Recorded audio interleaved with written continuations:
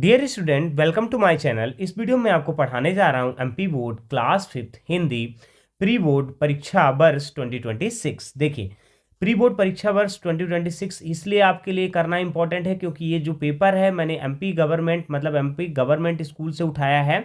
Government जो schools होती हैं बेटा, उनमें जो प्री बोर्ड इसका प्री बोर्ड का एग्ज़ाम जो होता है वो टीचरों द्वारा नहीं बनाया जाता, वो गवर्नमेंट के द्वारा पेपर भेजा जाता है। जिस कारण से आपको ये पता लगता है कि आपकी एग्ज़ाम की प्रिपरेशन किस लेवल तक हो चुकी है, क्या आप एग्ज़ाम की प्रिपरेशन प्रॉपर तरीके से कर पाए हैं कि नहीं कर पाए हैं। और इन क्वेश्चनों के थ्रू आप ये चेक कर सकते हैं, ये सारे के सारे क्वेश्चन आपके लिए एग्ज़ाम पॉइंट ऑफ व्यू से मोस्ट इंपॉर्टेंट है कि क्या ये क्वेश्चन आपके एग्ज़ाम में आएंगे। ये सारी चीज़ें आपको देख लेनी है, ठीक है। सबसे पहले हम जानते हैं कि जो हमारा पूर्णांक होता है वो 60 मार्क्स का होता है, ठीक है ना। जो हमको टाइम मिलता है 2 आवर 30 मिनट हमको टाइम मिलता है टोटल 26 क्वेश्चंस को करने के लिए। अब यहाँ पे कुछ निर्देश दिए रहेंगे आपके, ऐसे आपको लिखना है कि मतलब 1 to 10 जो आपका है वो पूरे क्वेश्चन में आपको 1 अंक निर्धारित है।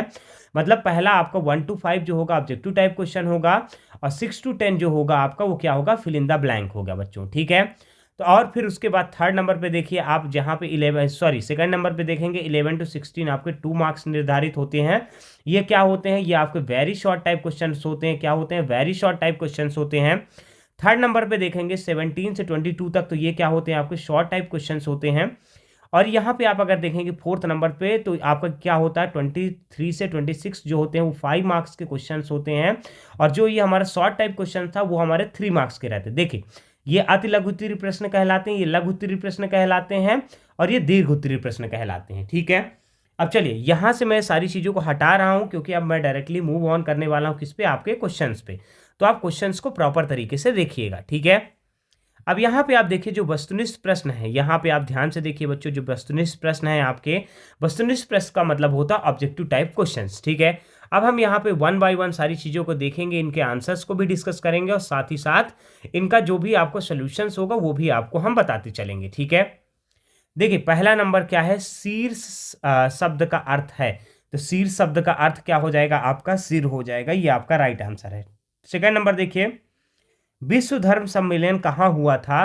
तो विश्व धर्म सम्मेलन जो है वो कहाँ हुआ था, शिकागो में हुआ था, ठीक है। थर्ड नंबर क्वेश्चन देखिए, उज्जैन किस नदी के तट पर स्थित है। तो उज्जैन जो है आपका क्षिप्रा नदी के तट पर स्थित है, ठीक है। नंबर 4 देखिए, रुचि शब्द का समानार्थी शब्द है। तो रुचि शब्द का समानार्थी शब्द क्या हो जाएगा, आपका पसंद हो जाएगा, ठीक है।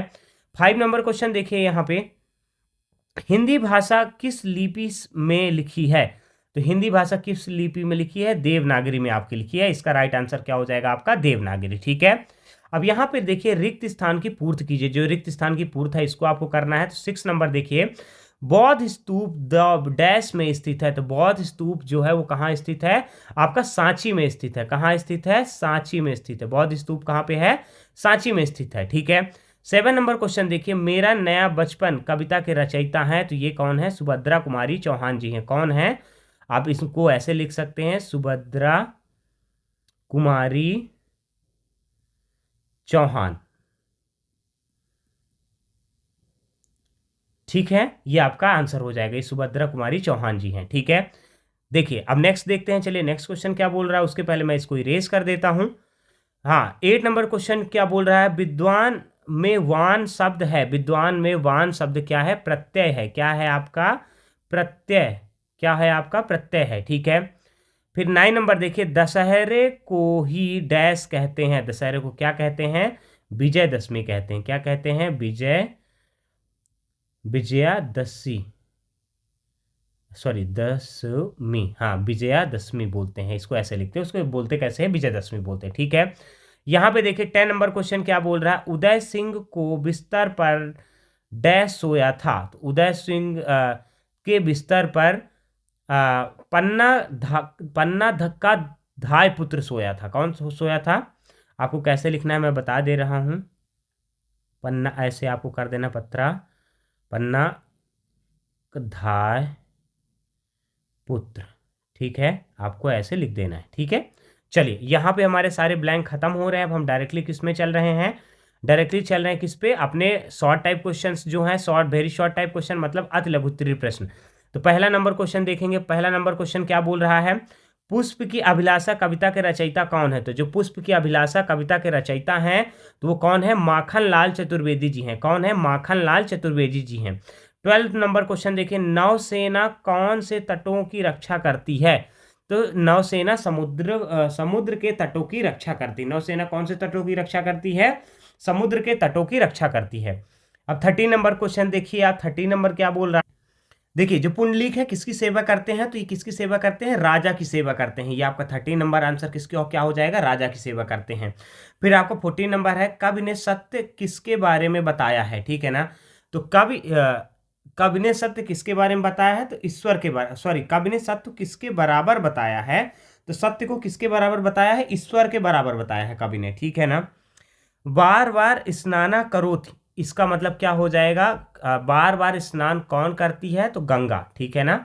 चलिए अब यहाँ पे आ जाइए, लघु उत्तरीय प्रश्न आपका आ चुके हैं। लघु उत्तरीय प्रश्न देख लेते। देखिए एक क्वेश्चन और बचा हुआ है, शिवाजी और किस साम्राज्य के बीच लड़ाई हुई थी? तो आपको पता है कि मुगल साम्राज्य। इसका आंसर क्या हो जाएगा आपका? मुगल साम्राज्य। ठीक है।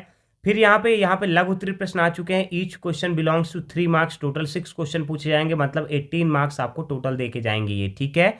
मोस्ट इंपॉर्टेंट क्वेश्चन है, इनको भी आपको प्रॉपर तरीके से करना है, छोड़ना नहीं है इनको। 17 नंबर क्वेश्चन देखिए, बीरबल ने घड़ा कहाँ रखा था?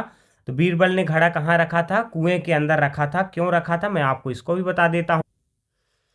बीरबल ने अपनी चतुराई दिखाने के लिए घड़े को कुएं के अंदर सुरक्षित स्थान पर रखा था ताकि समस्या का समाधान आसानी से समझाया जा सके। ठीक है। अब 18 नंबर क्वेश्चन देखिए, ईदगाह के मेले का वर्णन कीजिए। तो आप इसको कैसे लिखेंगे? ईदगाह के मेले में बच्चों और बड़ों की भीड़ लगी थी। लोग मिठाइयाँ खरीद रहे थे, झूले झूल रहे थे, खिलौने और दुकानों पर खुशी दिखाई दे रही थी। ठीक है। चलिए अब 90 नंबर देखते हैं, जब हम श्रेष्ठ कार्य करते हैं तो क्या होता है? जब हम श्रेष्ठ कार्य करते हैं तो क्या होता है? जब हम श्रेष्ठ कार्य करते हैं तो समाज से सम्मान मिलता है और लोग हमारी प्रशंसा करते हैं और हमें आगे भी अच्छे कार्य करने की प्रेरणा मिलती है। ठीक है ना। जब हम श्रेष्ठ कार्य करते हैं तो क्या होता है? लोग हमारा सम्मान करने लगते हैं, लोग हमारी प्रशंसा करते हैं और अच्छे काम करने की प्रेरणा मिलती है। ठीक है। 20 नंबर देखिए, राम भाऊ महाकाल के शहीद होने की घटना लिखिए। ठीक है। राम भाऊ महाकाल ने देश की रक्षा के बहादुरी से युद्ध किया था। उन्होंने अपने प्राणों की परवाह न करते हुए कर्तव्य निभाया और वीर गति को प्राप्त हो गए। ठीक है। आपको बस इतना ही लिखना है। 21 नंबर क्वेश्चन देखिए, पातालकोट की महिलाओं को के आभूषण का वर्णन कीजिए। जो पातालकोट की महिलाएं हैं उनको क्या करना है? उनके आभूषण का आपको वर्णन करना है। तो चलिए इसको देख लेते हैं। पातालकोट की महिलाएं पारंपरिक वेशभूषा के साथ चांदी के आभूषण पहनती हैं। वे हार, चूड़ियां, पायल और कर्णफूल जैसे सुंदर आभूषण से सुसज्जित रहती हैं। ठीक है। आपको इतना लिख देना है। चलिए अब यहाँ पे हमारा दीर्घ उत्तरीय प्रश्न आ चुका है। दीर्घ उत्तरीय प्रश्न हमारा क्या है? ये 23, ये हमारे डायरेक्टली 5 मार्क्स के आएंगे। तो आपको सबसे पहले क्या करना है? छुट्टी का एक आवेदन पत्र लिखना है। तो आपको उसी तरीके से लिखना है, कैसे? सेवा में प्रधानाचार्य महोदय, शासकीय, जो आपकी स्कूल का नाम है वो आपको मेंशन करना है, विषय लिखना है, 2 दिन है तो आवेदन पत्र। ठीक है। 2 दिन की छुट्टी है तो आवेदन पत्र विषय में लिखना है।